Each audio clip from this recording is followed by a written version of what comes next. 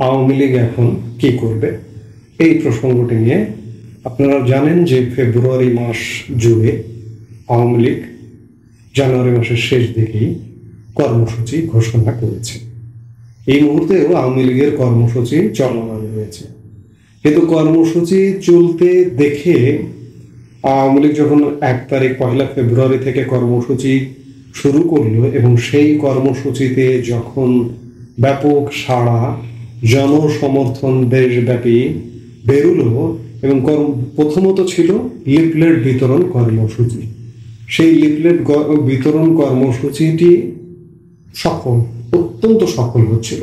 কর্মসূচিতে একটু বিস্তারিত বলি যে 1 ফেব্রুয়ারি থেকে 5 ফেব্রুয়ারি ছিল লিফলেট বা প্রচারপত্র বিতরণ। 6 ফেব্রুয়ারি দেশে প্রতিবাদ মিছিল ও সমাবেশ, 10 ফেব্রুয়ারি বিক্ষোভ মিছিল ও সমাবেশ, 16 ফেব্রুয়ারি রোববার অবরোধ এবং 18 ফেব্রুয়ারি মঙ্গলবার দেশব্যাপী সকাল সন্ধ্যা সর্বাত্মক কঠোর হরতাল কর্মসূচি ঘোষণা করেছিল আওয়ামী লীগ। কিন্তু 16 ফেব্রুয়ারির কর্মসূচিতে একটু রদবদল করে পরবর্তীতে 16 ফেব্রুয়ারি মশাল মিছিলের কর্মসূচি দিয়েছিল। আওয়ামী লীগের কর্মসূচি কিন্তু এখনো আছে, কিন্তু খানিকটা ঝিমিয়ে পড়েছে, মিয়ে পড়েছে। আওয়ামী লীগের যখন কর্মসূচি কেমন চাঙ্গা হচ্ছে, সরকার ভয় পেয়ে গেল। সরকারের পক্ষ থেকে আওয়ামী লীগের প্রতি একটা চরম আঘাত হানবার ব্যবস্থা নেওয়া হলো। সরকারের পৃষ্ঠপোষকতায়, সরকারের সমর্থনে আওয়ামী লীগের আতুরঘর, বাংলাদেশের মুক্তিযুদ্ধের সূতিকাগার, বঙ্গবন্ধু শেখ মুজিবুর রহমানের বাসভবন, যেটি পরবর্তীতে বঙ্গবন্ধু স্মৃতি জাদুঘরে রূপান্তরিত হয়েছিল, সেই স্মৃতি জাদুঘরটি গত 2024-এর 5 আগস্ট চালিয়ে পুড়িয়ে ছারখার করে দেওয়া হয়েছিল। ভেতর থেকে এই জাদুঘরের আত্মাটা বের করে নেওয়া হয়েছিল, শরীরের মাংসগুলো খুলে নেওয়া হয়েছিল, দাঁড়িয়েছিল একটি কঙ্কাল। সেই কঙ্কালটি ধ্বংস করবার একটি পদক্ষেপ নেওয়া হয়েছিল গত 5 ফেব্রুয়ারি এবং ধ্বংস করা হয়েছে। কঙ্কালটিও বুলডোজার দিয়ে গুড়িয়ে দেওয়া হয়েছে। এই কঙ্কাল গুড়িয়ে দেবার ফলে বাংলাদেশের আপামর জনসাধারণ ব্যথিত হয়েছে, দুঃখ পেয়েছে। আওয়ামী লীগের নেতাকর্মী তো অবশ্যই দুঃখ পেয়েছে, ব্যথিত হয়েছে।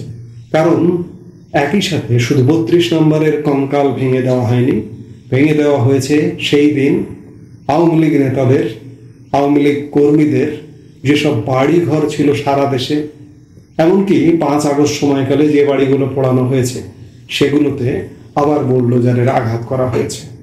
অর্থাৎ আওয়ামী লীগ যে আন্দোলন কর্মসূচি নিয়ে মাঠে নেমেছিল, সেই আন্দোলন কর্মসূচিকে বানচাল করবার জন্য, ভেস্তে দেবার জন্য এই ধরনের সহিংস কর্মসূচি নেওয়া হয়েছিল। সর্বশেষ আরেকটি যেটি ঘটনা ঘটেছে, গাজীপুরে সাবেক মুক্তিযুদ্ধ মন্ত্রী আ.ক.ম মোজাম্মেল হক তার বাসভবনে সমন্বয়ক নামধারী একদল ডাকাতি করতে গিয়েছিল এবং ডাকাতি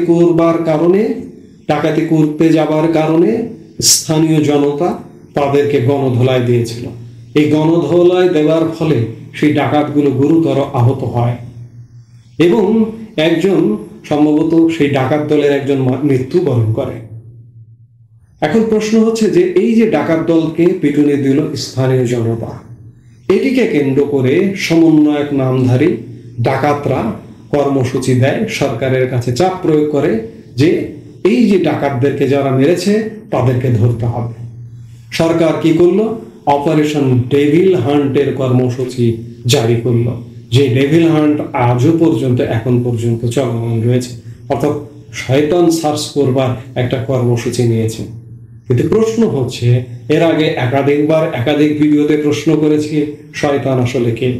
যে ডাকাতরা ডাকাতি করতে গেছে তারা শয়তান, নাকি শয়তানদের যারা প্রতিরোধ করতে গেল তারা শয়তান? আজকে বাংলাদেশ সত্যিকার অর্থে বাংলাদেশকে এক প্রকার পা উপরে মাথা নিচু করে উল্টো করে ঝুলিয়ে রাখা হয়েছে। আজকে আমরা এক ঝুলন্ত বাংলাদেশের বাসিন্দা, যার কারণে ডাকাতদেরকে প্রতিরোধ করেছে যে সাধারণ জনগণ, সেই সাধারণ জনগণের প্রতিপক্ষ হয়েছে সরকার। এই মুহূর্তে নানা রকম সহিংসতাপূর্ণ কর্মকাণ্ড চলছে সরকারের তরফে। স্বাভাবিকভাবে আওয়ামী লীগ নেতাকর্মীর মনোবল ভেঙে যাওয়া বা মনোবল একটু দুর্বল হয়ে যাওয়াটাই স্বাভাবিক। কিন্তু আমার প্রশ্ন হচ্ছে যে এই পরিস্থিতিতেও আওয়ামী লীগ কি করবে? আওয়ামী লীগের কি করা উচিত? এখনো কর্মসূচি আছে, এখনো যদি কর্মসূচি আছে, আজকে যে মুহূর্তে 17 তারিখে আপনাদের সঙ্গে কথা বলছি, 17 তারিখে আওয়ামী লীগের মশাল মিছিলের কর্মসূচি আছে এবং 18 ফেব্রুয়ারি সর্বাত্মক হরতাল, সারা দেশব্যাপী হরতালের কর্মসূচি আছে। মশাল মিছিল কি বাস্তবায়িত হবে? হরতাল কি বাস্তবায়িত হবে? আমি তো মনে করি হওয়া উচিত। কারণ এই মুহূর্তে নীতি নৈতিকতা সম্পন্ন বাংলাদেশে কোনো সরকার নেই। আওয়ামী লীগের নেতাকর্মীর যে মনোবল ভেঙে দিয়েছে, ভেঙে দেওয়ার প্রক্রিয়া প্রতিনিয়ত চলছে, সেখান থেকে ঘুরে দাঁড়াতে হবে, উঠে দাঁড়াতে হবে। বাংলাদেশ আজ এক ভয়ঙ্কর বিপদের সম্মুখীন। বাংলাদেশের যে রাজনৈতিক দলগুলো আছে প্রচলিত, আওয়ামী লীগ ছাড়া, আওয়ামী লীগ সরাসরি রাজনীতি করতে নানা রকম বাধার সম্মুখীন হচ্ছে। অন্য যারা আছে তারাও কোনো কথা বলে না, তারাও কোনো সোচ্চার নয় যে এই যে একটা অনির্বাচিত অন্তর্বর্তীকালীন সরকারের আমলে বাংলাদেশে যে ভয়াবহ মানবতা বিরোধী অপরাধ চলছে, এর বিরুদ্ধে কেউ টু শব্দটা করে না। তাহলে দায়িত্বটি কার? আওয়ামী লীগের। আওয়ামী লীগকে রাজনীতি করতে দেবে না, আওয়ামী লীগকে বাতিল করবার স্লোগান দেয়, আওয়ামী লীগকে বাতিল করবার ভাষণ দেয়। আরো কারা ভাষণ দেয়? যাদের যে কোনো একটি নির্বাচনী এলাকায় নির্বাচন করতে যদি যায়, নির্বাচনে যদি প্রার্থী হয় 500 ভোট পাবে না, এমন রাজনৈতিক দলের নেতৃবৃন্দ এরকম ভাষণ দেয়। আমরা এই যে দুদিন আগে, গত পরশু, প্রধান উপদেষ্টা মোহাম্মদ ইউনূসের সাথে রাজনৈতিক দলগুলোর যে ঐক্যমত্য একটি বৈঠক হলো, সেই বৈঠক পরবর্তী সময়ে সাংবাদিকদের সাথে আলাপকালে এমন কিছু রাজনৈতিক দল, প্যাট সর্বস্ব, ওয়ান ম্যান সর্বস্ব রাজনৈতিক দলের নেতা কর্মীদের দেখলাম যে আওয়ামী লীগকে নিষিদ্ধ করতে হবে। আওয়ামী লীগকে নিষিদ্ধ করবার ভোটহীন, জনসমর্থনহীন আপনারা কারা? আওয়ামী লীগ থাকবে নাকি নিষিদ্ধ হবে, এই বাংলাদেশের জনগণ সিদ্ধান্ত নেবে। কারণ আওয়ামী লীগের ইতিহাস একদিনের ইতিহাস নয়। আওয়ামী লীগের ইতিহাস 76 বছরের ইতিহাস। 1952 সালের ভাষা আন্দোলন থেকে শুরু করে আজকে পর্যন্ত 71-এর মুক্তিযুদ্ধ, 90-এর গণ আন্দোলন এবং আজকে 2024-25-এর এই যে অত্যাচার নির্যাতন আওয়ামী লীগের শরীরে বহন করে চলেছে। আপনি কয়েকদিন রাস্তায় নেমেছেন, মাঠে নেমেছেন, আপনি যে প্যাট সর্বস্ব দলের ওয়ান ম্যান একজন রাজনীতিবিদ বলেন আওয়ামী লীগকে নিষিদ্ধ করতে হবে। আওয়ামী লীগের নেতিবাচক দিক 76 বছরে থাকতে পারে কিছু, এটি অস্বীকার করছি না, কিন্তু বাংলাদেশকে নির্মাণই করেছে আওয়ামী লীগ। সেই আওয়ামী লীগকে নিষিদ্ধ করতে চাইছেন, অথচ আজকে বাংলাদেশে কারা তাণ্ডব চালাচ্ছে? বাংলাদেশ বিরোধীরা, যারা 71-এর স্বাধীনতা বিরোধী ছিল, তারা আজকে তাণ্ডব চালাচ্ছে। কাজেই আওয়ামী লীগকে নিষিদ্ধ করতে চাইলেও বাংলাদেশের মানুষ সেটি হতে দেবে না, সেটি ভোটের মাধ্যমে জবাব দিয়ে যাবে। আমি যেটি বলছিলাম যে আওয়ামী লীগ এখন কি করবে? আওয়ামী লীগের আরো ব্যাপকভাবে সংগঠিত হতে হবে, আরো ব্যাপক কর্মসূচি নিয়ে মাঠে থাকতে হবে, এমনকি প্রয়োজনে লাগাতার কর্মসূচি। আপনাকে অ্যারেস্ট করবে, জেলে দেবে। সারা দেশব্যাপী আওয়ামী লীগের নেতা কর্মীদেরকে নির্দেশ দিন প্রয়োজনে যে স্বেচ্ছায় কারাবরণ। আপনারা রাজনীতিবিদ, আমি কথা বলছি, অনেকে হয়তো বলবেন যে এভাবে কথা বলা সহজ কিন্তু করা কঠিন। ভাই, আমি তো রাজনীতিবিদ না, আমি তো রাস্তায় গিয়ে আন্দোলন করব না, আমি কখনোই কোনোদিনও কোনো রাজনীতিবিদ ছিলাম না। কিন্তু রাজনীতি পর্যবেক্ষণের জায়গায় শুধু তাই নয়, আমি একজন রাজনীতি বিজ্ঞানের ছাত্র হিসেবে বলতে চাই, আজকে বাংলাদেশ চূড়ান্ত ব্যর্থ রাষ্ট্রে পরিণত হয়ে গেছে। জাতিসংঘের শান্তিরক্ষী মিশন আসলো বলে ইউনূস সরকার এবং জামাত শিবিরগণ জাতিসংঘ শান্তিরক্ষী মিশন আসবার সব পথ তৈরি করে ফেলেছে। ইউনূস সরকার কিংবা জামাতগণ এটি বুঝতেও পারছে না কি ঘটছে আন্তর্জাতিক অঙ্গনে। কাজেই এই ব্যর্থ রাষ্ট্র থেকে উদ্ধার করতে এই মুহূর্তে আর কোনো রাজনৈতিক দলকে আমি দেখছি না।